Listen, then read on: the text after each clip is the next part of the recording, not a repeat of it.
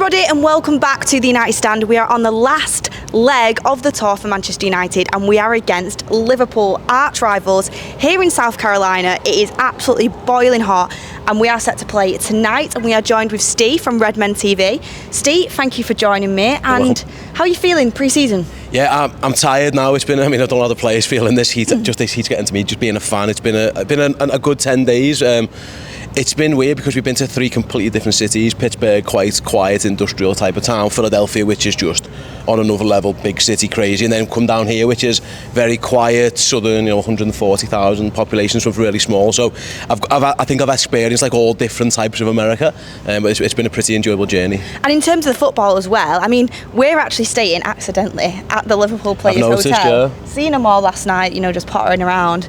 We were joking, saying we were trying to buy some fireworks, go and set them off, kind of distracting from the game today. But in terms of pre-season, obviously first time you get to see Arne Slot, the type of football he's looking to play. Yep. How's it looking for you so far? Yeah, I'd say there's some similarities with what Jurgen wanted to do in terms of they want to high press, they want to attack, they want to do that. They've looked good at times going forward. The major difference is Liverpool have gone from a team where the idea was the full-backs would have the ball, get it to the forwards, and we go from there. That's how Liverpool, we've won loads of games like that. We've scored plenty of goals.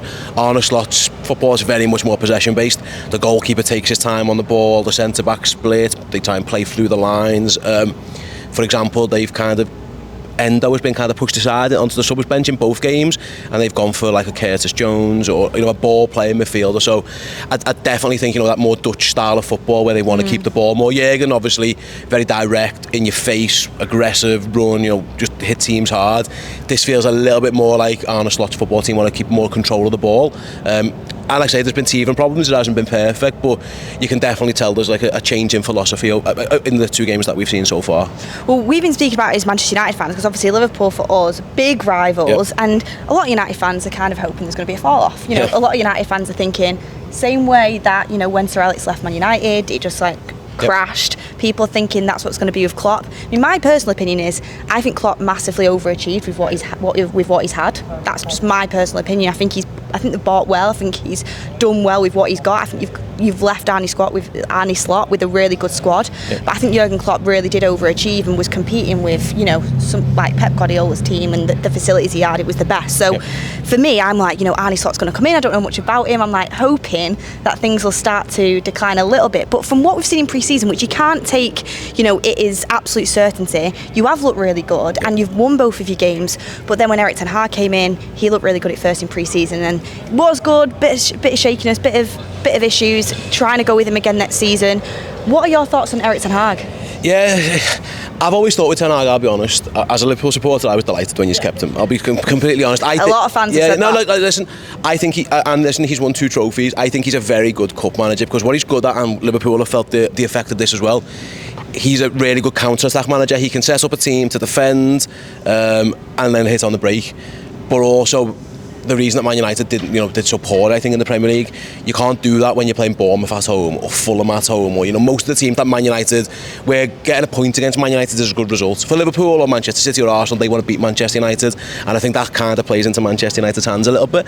But when teams have the ball, I think that's where United struggle. So, but I also understand it, because you guys have changed and nothing's really worked. So I understand the new ownership at least wanting to give him a go. The philosophy is clearly changing, signing younger players. I think that's completely right.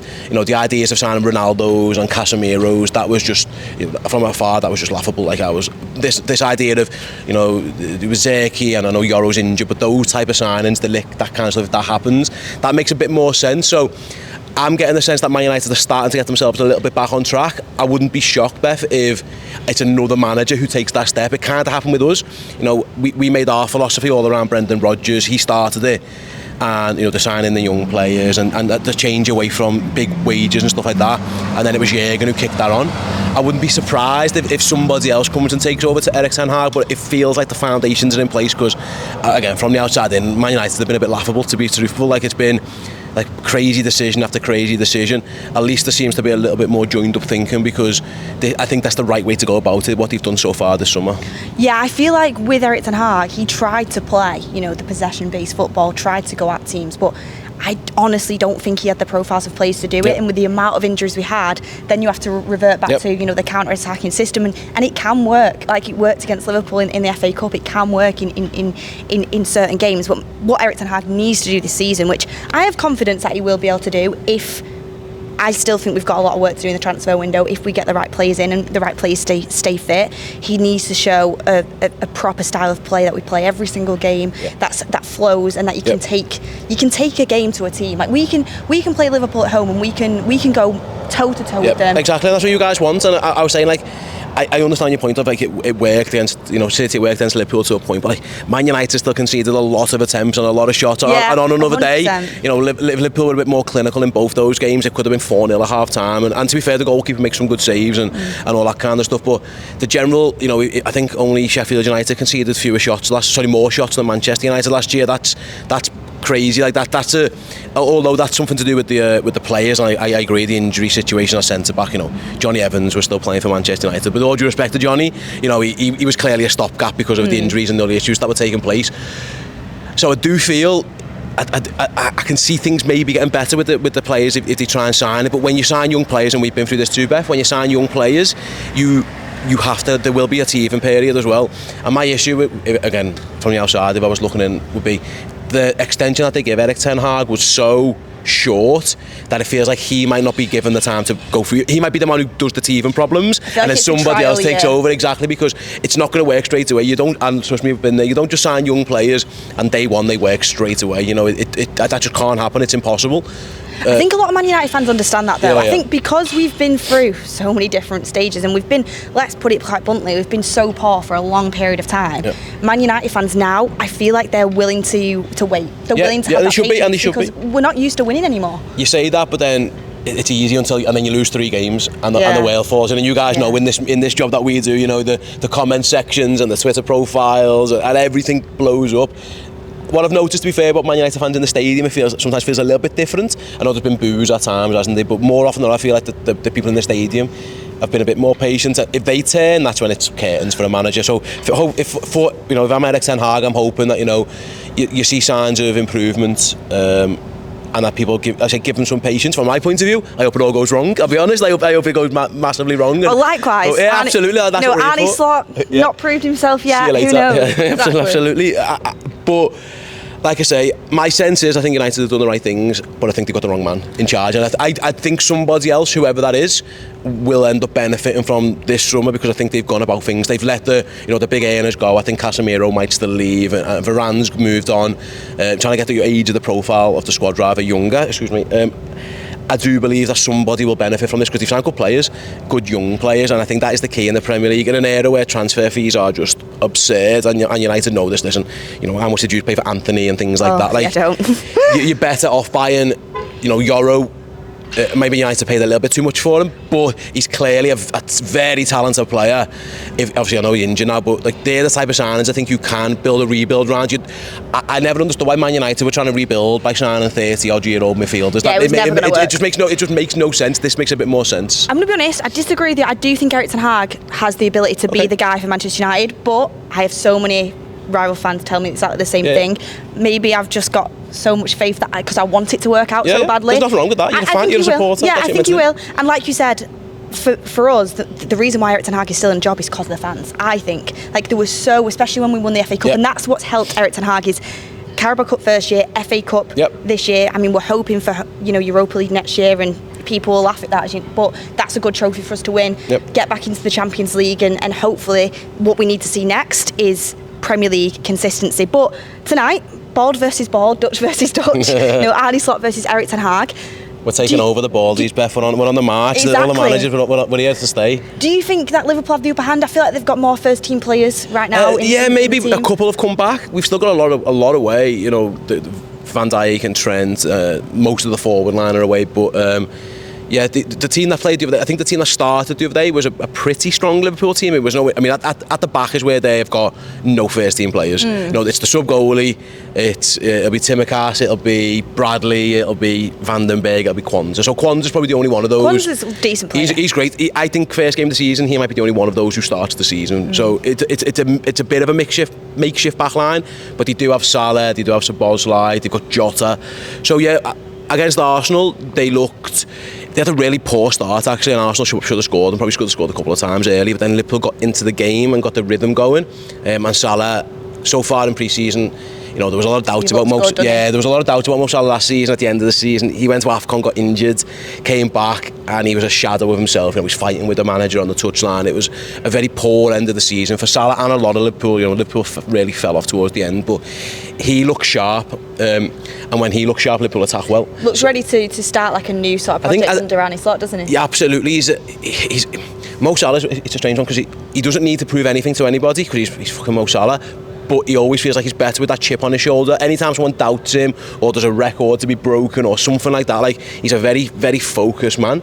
And it looked like, yeah, there was talk about his future, obviously, last year, you know, a big bid coming in from Saudi, and he stayed. Because I said if I was Liverpool, I would have sold. Because even though he's been incredible, one of the best players the Premier League's seen, I did start to think maybe it's getting to that age now where he's not going to be quite the same, lost a yard of pace. Yeah. He still looked like a good player, but he didn't look like the Mo Salah of old. I think if Jurgen would have stayed, that might have happened, because they might have said, listen, we can cope with it, because listen, you're losing 50 goals or something, 40 goals, so that's really tough. But if Klopp's not too much is changing, maybe you just go out and sign an Anthony Gordon or whoever, and you do the replacement thing.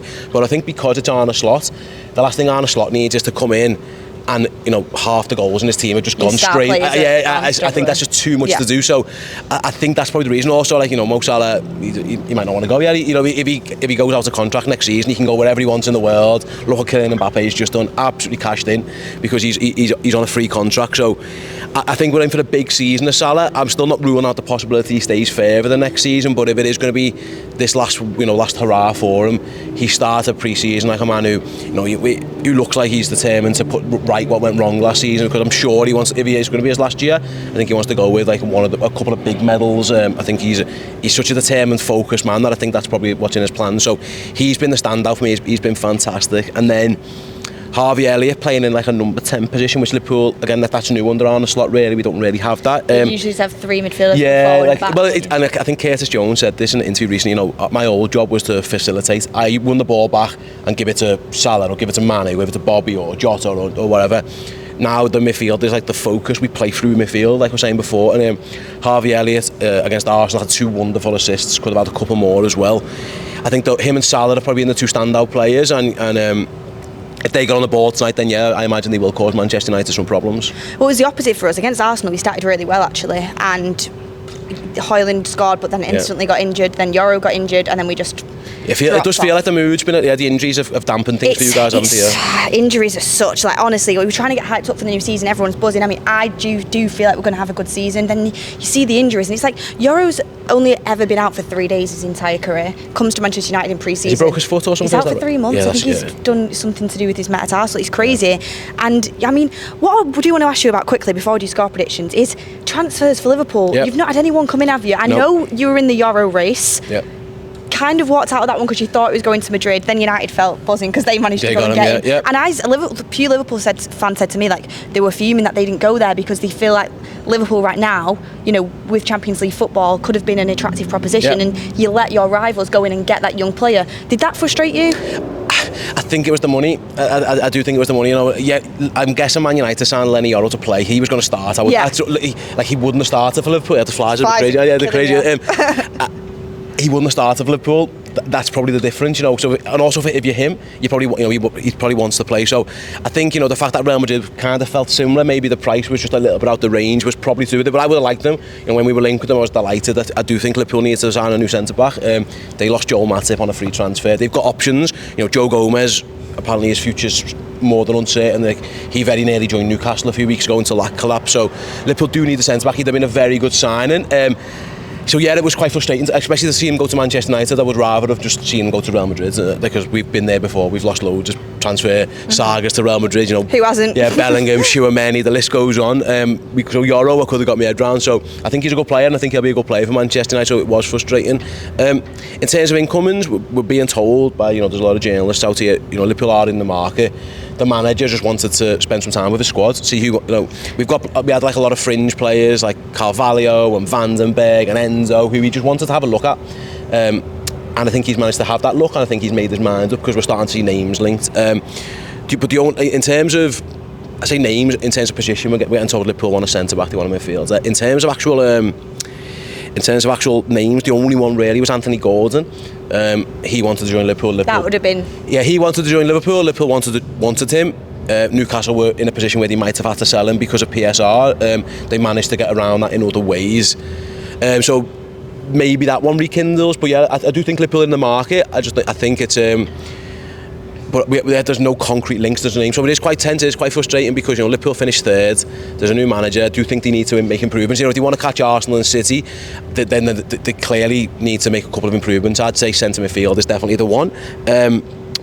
So yeah, it's been a difficult one, but I think most fans. I mean, I say this on my half. Like, I think most fans understand why the manager at least needed to spend some time with his team and his squad to assess it before he can go into the market. But if we get to September 1st and nobody's coming in the door, then I think questions will rightly be asked because if you're not trying to improve every summer, you're not trying to improve all the time, then something's not right. So I do believe Liverpool will make signings, but it's going to be the tried and tested for the first few weeks because nobody's here yet. Especially with a new manager, you want to back him and stuff. Last but not least, last question: as an outside fan looking in, what area do you think Manchester United need to improve in the most in the transfer window? Like, where do you think we need to go into the market?